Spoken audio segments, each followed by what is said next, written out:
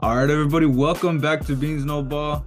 It's the one we've been waiting for the longest time. After what's it been, 4 or 5 months of Yeah, anticipation, we're man. finally here. The Super Bowl preview is here, and I mean, it's probably one of the more unfortunate outcomes that we've gotten. At least for us. I mean, sure, some people are probably enjoying this. Nope. Not many, but and we got a specific lineup of how we're gonna do this. So Christian, I'll let you kind of start this off. Yeah, so rather than just being a Super Bowl preview, we just decided to incorporate a couple other stuff, just to get a little bit more content. So obviously, one of the first things we're gonna do is, probably bring something, obviously, let's, I guess, experiment with this. But we're gonna do for both teams, for the Niners and Chiefs, we're gonna do a position ranking for both these teams. So obviously, one from the offense and defense. So obviously, we're gonna start off with the quarterbacks. Obviously, I think this is the most obvious choice here. Obviously, the quarterback side will be going to the Kansas City Chiefs with Patrick Mahomes. I mean, it's Mahomes. I mean, like you've been saying it a lot of times. Excuse me. Can't count Mahomes out. I mean, a lot of people counted him out in the playoffs. I know I did. You did at one point, Yeah, we but from both the did. run he Yeah, did, yeah, absolutely. we Yeah. both did count him out. But you know how Mahomes is in the playoffs. Can't really count him against that. Just what he was doing, and he does have the better experience here in the Super Bowl. I mean, this is gonna be his fourth Super Bowl already in his young career. Yeah. Yeah, It's so he's crazy to gonna. think. I mean, how old is he? Like 27? And he's already going to his fourth Super Bowl. I think yeah, he's under 28. I know for sure he's under 28, but. Yeah. But for the opportunity to get his fourth Super Bowl, I mean, that's just crazy to me, man. No, I mean, yeah, but if we're also gonna, I mean, let's not take away from what Brock Purdy's doing. I No, mean, yeah, sure, yeah. hey, we love to hate it. We're a Cowboy fan, a Rams fan. We hate the Niners.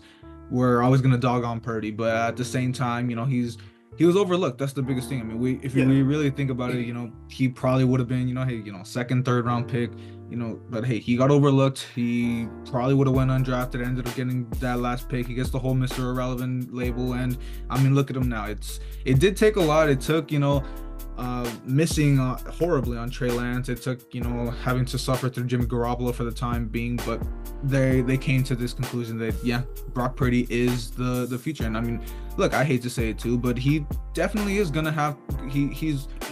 he's a competent quarterback. And I think what a lot of people, they make it seem like we're trying. I guess the main thing, because he's being touted as an MVP candidate, so that's one of the big issues. He's not an MVP candidate, but let's not get it twisted. He's no shitter. He's definitely, Yeah. I would say, what he's getting near there. I mean, definitely a top 15 quarterback. The top 10 is Yeah. arguable in my eyes, but I mean, he led this team to the NFC Championship. Definitely, doesn't is definitely not on that level of Mahomes, but I think we're gonna see he's gonna have he'll probably struggle now that he has to go against a guy like Mahomes, but I mean, I think we definitely have not seen the last of Brock Purdy in the Super Bowl coming into this one. But of course, we'll move into another position. I mean, the next one coming up into running backs. That I think this one. I mean, it's also. I think you could probably say it's pretty easy to who's got this one. I mean, no, nothing wrong with Pacheco, but I mean Christian McCaffrey. He's actually been the MVP candidate Yeah. for this San Francisco 49ers team. I mean, um, he's. I mean, what can you say? I mean, he's even not only just as a running back. I mean, he's been so versatile. I mean, not as much, but they've even been able to incorporate him as his own like little pass option. If they need a little wildcat option, he's definitely can be thrown in there for some packages. But I mean, even in the obviously, pass game too, he is yeah, utilized a lot in the absolutely. pass I game, mean, and that's when you think another part of about the game where he is deadly. with him and Debo, they're basically interchangeable at Yeah. times. But I mean, obviously, leading rusher. I mean, he obviously got doubted on at times too, because he was so injury prone. Those times in Carolina. Once he came into San Francisco, a top O line, really finally got that protection, got the holes he needed, and obviously, really just taking that and run with it. Can really see. I mean, he's like I just said, top running back. Obviously, I mean, sure, I can say my things about Kyron Williams. If he would have had a couple more games to work with, maybe he would have had an argument. But I mean, regardless, no argument. The way things went out, McCaffrey's always top dog, and I mean, sure, Pacheco, he's definitely. I mean, he's come into his own. Didn't really have that many expectations going into into his But career, I mean, but obviously, he did really prove a lot of people wrong, especially last year. And then coming in today, like absolutely. I mean, Pacheco he really he lived got his in the way end up to zone that last number one the spot. last Super Bowl. We'll Yeah. see what he can do in this one. I mean, obviously the expectations were with Clyde Edwards-Helaire going ever since his rookie year when they went to the Super Bowl against the Bucks. Definitely kind of flamed out himself, and now obviously Pacheco really decided to grow into his own. Yeah, obviously, I really love to see Pacheco. I mean, he's obviously, since he got drafted last year, I fell in love with him as a player. Oh, yeah, I always remember how big you were on him. Yeah. I mean, I really like Pacheco, man. I mean, with what he's able to do with that running back, obviously, I still feel bad for Hilaire, man, for him getting a spot taken. But I mean, Pacheco, he did live up to the running back one spot for this Kansas City Chiefs team, man. The Niners have McCaffrey. That's gonna be a big factor. The Chiefs, other than the struggles with the receiving core, that run game with Pacheco is gonna play such a huge factor coming into this game. Now moving on to the next position about this would be the receivers now, and obviously the Chiefs receivers, they're little the other struggles is regular season here, but obviously the Niners receiving core, they're gonna get the little boost here with Deebo Samuel and Brandon Ayuk here. I mean, looking at Ayuk, I mean, he's had such an under the radar season, man.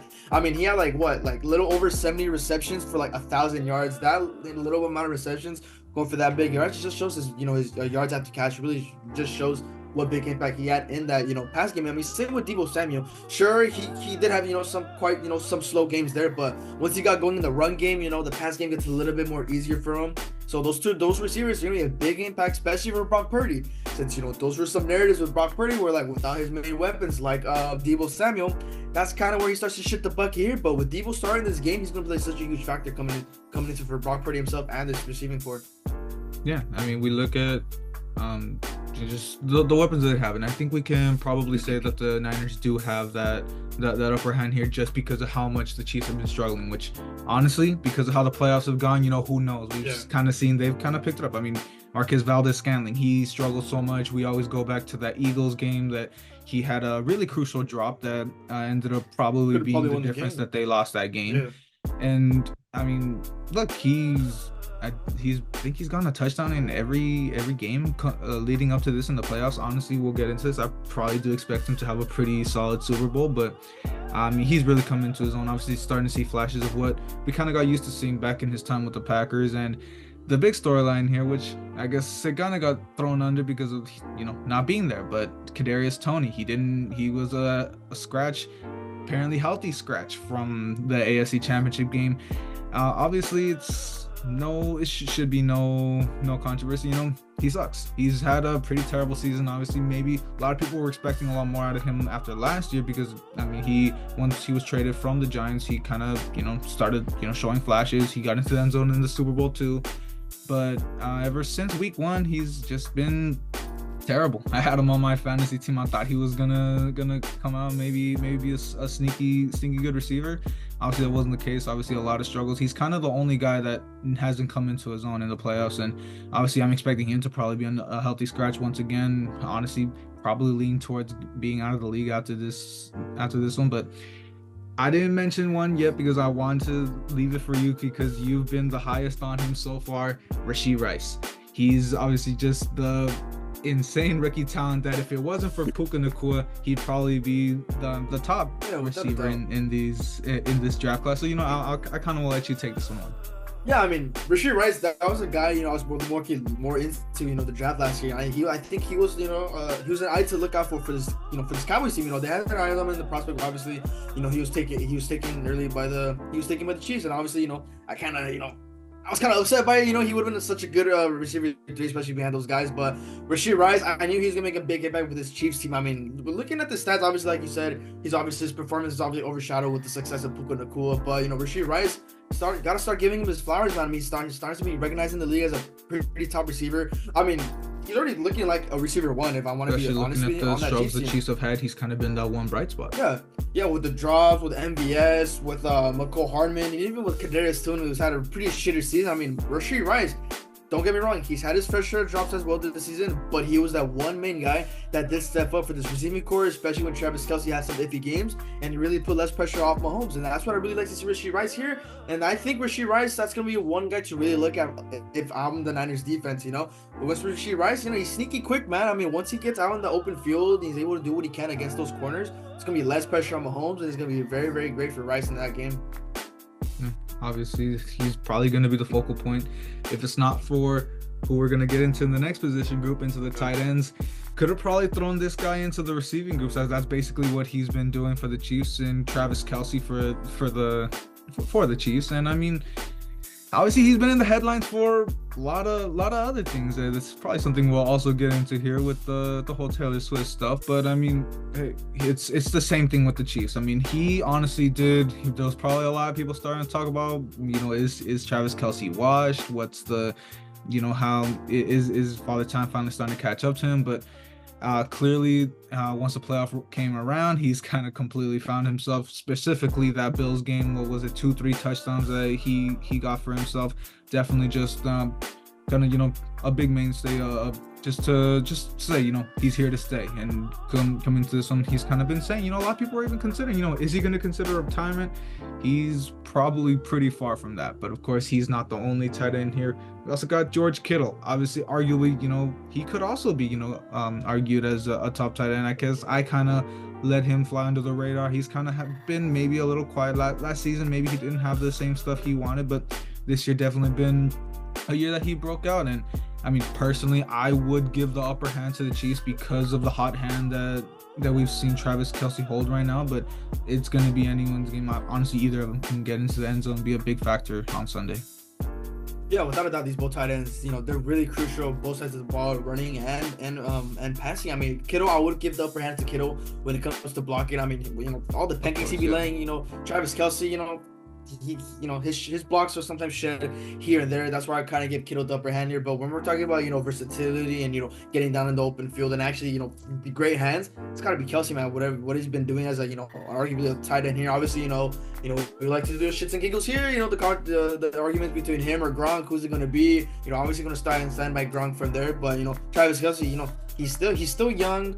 I guess decently young, and he still has a couple years in him for this game. I mean, he's 33. I mean, you there. think about it, in a tough position like that, maybe not too many years left in him, but I mean, hey, he's definitely going to play a couple more.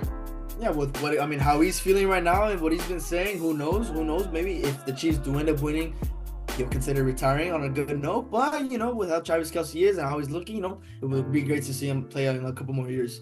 And now moving on to the next position as a whole, the O-line position. Now, these are two teams, man, where their O-line, they're very good, but I think I'm going to give the upper hand here to the San Francisco 49ers here with the O-line, especially with that big guy right there, Trent Williams. I mean, I've seen him play when he was with the Redskins here, and, you know, that's where I kind of started my little hatred there, but what do you start when they play the Cowboys? But other than, you know, rivalries aside, he's big. He's a big dude, man. And what he's been able to do with being able to block for Purdy, it's really great to see that, you know, Purdy has a great O-lineman he can always count on. And the whole O-line as a whole, I mean, what have they been able to do this whole season? Sure, you know, that 3-game stretch where they've been on a third losing streak, you know, the protection for Purdy really wasn't there. But as soon as they wrapped that up after starting from 6-3 and working their way back up, that O-line really found his position there, and Purdy really got less pressure here, and he's able to fire that ball down the field there. With the Chiefs O-line, don't get me wrong, they're great here, but let's be real here. They get away with a lot of holding calls, man. Especially like I think it's Orlando Brown, and then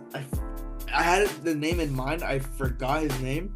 Zonovan Smith, I think it's Zonovan Smith. Yeah, Zonovan Smith and Orlando Brown. Yeah, Zonovan Smith specifically, he gets away with hell of a lot of holding calls, man. We saw this in a lot of playoff games. I was keeping my eyes specifically on him. Orlando Brown, not so much, but, you know, some holes here. But Zonovan Smith specifically, lots of holding calls, man, that really missed by these Reds teams. I mean, officiating's been weak this whole season, but that's going to be a big factor coming into this pass rush for the 49ers. I mean, Nick Bosa, expect them to get held a lot by Zonovan Smith. But, you know, aside from that, the Chiefs online is still very great. What they were able to do for Mahomes as well, that protection, that run deep, the run protection for the Chiefs as well, you know, helping particularly get loose. It's great, really great. But that Chiefs D-line, they're going to get their work handled by this Niners online. Yeah, I could definitely say the run blocking is a strong suit for both these teams. And, you know, sure, maybe we can attribute that to some of the the lenient ref play that's been shown for the Chiefs. But I mean, honestly, I do think that's probably gonna come back to bite them just a little bit in this game. Probably not to be too detrimental, but I mean, I can definitely see them maybe not getting away with it as much. Maybe they'll start cracking down just a little more. But I mean, regardless, I think it's easily gonna be the Niners O line. I mean, sure, it kind of seems like everything's been everything's been elevated for the Chiefs throughout the playoffs, even the O line for what it's worth. But I mean, when you got a guy like Trent Williams, I mean, he's getting up there, man. This could be one of his last opportunities to get to the mountaintop. He's gonna be playing with some fire going into this game. So and obviously they got the upper hand at the run game for a reason. This O line is definitely a big part of that. So easily gonna have to give it to them. And finally, moving on to the other side of the ball, we're kind of gonna just group all this together. Yeah, I think this is gonna be. I mean, as much as maybe a lot of people want to give the Niners the upper hand here, I mean, let's not forget about the Chiefs defense. Got guys like Chris Jones, Nick Bolton, who obviously he's never want to shy away from the big moment after that fumble return for a touchdown in the Super Bowl. Last year Nick Bolton was a really key centerpiece in that Super Bowl win. Yeah, specific. And then I mean, even looking at the cornerback play, I think we're obviously looking at a very good matchup between Charvarius Ward and L'Jarius Sneed, which I mean, can't forget Trent McDuffie too as well. Can't forget. Of course, never. But the main thing that obviously, I mean, I'm just gonna look at Charvarius Ward because let's look at this. It's a massive revenge game. Obviously, he beat the Niners in the Super Bowl 4 years ago, and now he's on the other side. Will he remain? Will he get some revenge on his old team? But I mean, regardless, I honestly do kind of want to give an upper hand, at least in the secondary, probably because we've seen the Niners secondary has been prone to struggle a little bit. I would probably say the secondary does have an upper hand on KC side. But I mean, everything else, I think it's hard to argue against guys like, Javon Hargrave, Nick Bosa, Teron Armstead. I mean, the list goes on and on. The Chiefs O-line definitely has a huge task at hand, but I mean, hey, they've been stepping up. We'll see if they get away with some more holds. I mean, this Chiefs defense, I mean, I kind of want to go even between both these two defenses, but I mean, looking at this Chiefs team, I mean, look at Chris Jones and Carl Loftus, the two main guys on that D-line, and then, the linebackers who haven't really stepped up for the Chiefs as well, and then that secondary, specifically Trent McDuffie and L'Jarius Sneed, which was two guys that, we finally started to recognize, their game. Obviously, they're an all-pro snub. Let's get out the way there. Those are my two key factors guarding Ayuk and Deebo Samuel. I mean, same with Tre'Davious Ward. I mean, I would expect Tre'Davious Ward to be on Rashee Rice here. There's a lot of key matchups coming in this game with the receivers and cornerback positions, but the way the Chiefs defense really stepped up this season after, having that little rough start, because, let's be real, the Chiefs defense, they've never really had a top defense like that, with Mahomes and now, the huge step up that they had for the remaining games of the season. This defense looking really scary. They see what they were able to do in the playoffs against Lamar Jackson. That really, which I think the main thing that we do also have to give a lot of credit to is Spagnuolo. Obviously, the way he's been able to rally these guys. I mean, he's arguably the best DC in the league. Yeah, Spagnuolo's. I'm not gonna lie there too. Spagnuolo, he's a really huge contributing factor to this defense. I mean, a lot of young guys on that defense. The way he's able to scheme this position. I mean, credit to him on there. And after obviously wrapped up the position rankings there, probably stretched it out a little bit more than we wanted to. And now it's moving on to the actual game itself. Shouldn't be that long since we pretty much wrapped it up in the position rankings here and there. But I think we've come to a consensus here in the Super Bowl. We're both going for the Chiefs on this one. I mean, come on now, Rams, Cowboys. You ain't going to see us rooting for the Niners, man. I mean, let's get out the way right there. But I mean, really the key takeaway with here, like I already said before, it's going to be Mahomes. I mean, Mahomes is going to be the contributing factor to this offense. I mean, he is the offense. Without that, I know it could be, I guess it could be, what is the word I'm looking for? I kind of got it. I literally forgot. It's an understatement that he's the contributing key factor to this offense just because he's the quarterback. But, I mean, come on now. I mean, who else is going to do other than Mahomes on this Chiefs defense? I mean, like Rashee Rice. Like I said, Rashee Rice is going to be that one guy I'm really going to be paying attention to on that Chiefs offense. Once he gets going in that first half, that momentum is going to be really built up for that Chiefs offense. And Rashee Rice, I mean, come on, man. I'm calling it like 150 yards, 2 touchdowns. I mean, hey, I can honestly really do expect Rashee Rice to have a really big moment. But I mean, let's also not forget Travis Kelce, man. And I definitely think, I mean, hey, we're throwing all these random prop bets and stuff. I mean, the over under of of Taylor Swift getting shown. I mean, what was this at, like 6.5? I mean, we could probably expect an over on I'm that going. just because Yeah. yeah, The you can over is expect the because I really mean, hey, the like you obvious said one here. a little earlier, he's probably going to be getting fed the ball. They're probably going to keep showing her all celebrating. Probably going to see Jason Kelsey up there celebrating shirtless himself again. And I mean, look, I mean, hey, I mean, let's just get the score predictions out the way. I mean, I'm expecting maybe not as high scoring as a lot of people think. I know we've kind of, we're usually guys that, we expect more high scoring games, but I mean, I'm expecting 27-17 Chiefs. Definitely expect the Niners to actually come out firing. I would probably expect them to, drive for a field goal. Jake Moody actually hits it for once, but I think it's just going to be probably a really killer third quarter for the Chiefs that they really get it going. I think Marquez Valdes-Scantling is going to be a big factor. Maybe Rashee Rice, since he's getting so much attention, maybe he'll get taken aback a little bit. But I mean, regardless, I think maybe they'll face some adversity early. But as what I've been saying the whole playoff run, I just can't bet against the Chiefs. Yeah, the Chiefs are really. I think it's gonna be a really close game between these two teams. I mean, I'm calling it a 28-21 game, one possession game for this Super Bowl. I mean, it's like 27-17, 28-21. They're obviously very viable options to go here. I mean, I feel it's gonna be a little bit more closer towards the end of the game here, especially with two high-powered offenses, two high-powered defenses. Like you said, not that high scoring, but kind of in a way high scoring. You could expect the numbers to get up there, but yeah. Definitely not like last year, both teams in the 30s. Oh yeah, without a doubt. I'm not having a huge doubt it would hit the 30. I'll say it's just a tiny slim chance. It'll probably not hit the 30s here. Probably stay a little under the 20s there. But really, I mean, like we said this whole video, I mean, you can't count Mahomes out, man. Yeah, and I mean, just to throw it out there, I mean, hey, we kind of been going heavy on the Chiefs on this side. I mean, just to give some predictions on the Niners. I mean, I don't want to, come off as a hater, but I do think maybe for this moment, I think the moment's kind of going to get to Brock Purdy. I expect him maybe throw 2 picks. One of them probably not his fault. Maybe it'll go off Debo, maybe something like that. But I do think he's probably gonna struggle. Maybe he comes out to a lead, like what I said, but maybe he does. The moment starts catching up on him, and like I said, she's having a big third quarter. Maybe that's when it starts. When he starts to struggle a bit. But I mean, regardless, like what I was saying, I mean, I definitely do expect Brock Purdy to be back. It's probably just gonna be a rough start for him, but I mean, yeah, just close this out real quick. I mean, Christian, why don't you give me your MVP? Obviously, MVP. As much praise I've been giving Rashee, man, I think MVP. I think without a doubt, it's probably going to be Mahomes. I mean, let's be real here. I mean, no matter like let's say Travis and Rashee both go, like, what if they're the touchdown leaders? What if they end up getting 2-2? But MVP is probably gonna go to Mahomes here. Let's be real here. He's the better fan favorite. Although I would love to see Rashee or Travis, hey, even Pacheco get the Super Bowl MVP here. But without a doubt, I think the unanimous one's probably gonna be Mahomes here. And another one just throughout the way too. I mean, the coin toss. I mean, just the little jokes in there. I gotta go heads, man. I mean, I'm a heads type of guy myself. You can't go wrong with some heads there. I mean, I don't know, man. I mean, can't go wrong with some good tail, man. But I mean, look, hey, for me personally, looking at MVP, I mean, I don't think it's gonna be all looking at just as a fan favorite. I think genuinely he's gonna have probably one of his best, Super Bowl performance. I know last year it was probably his best.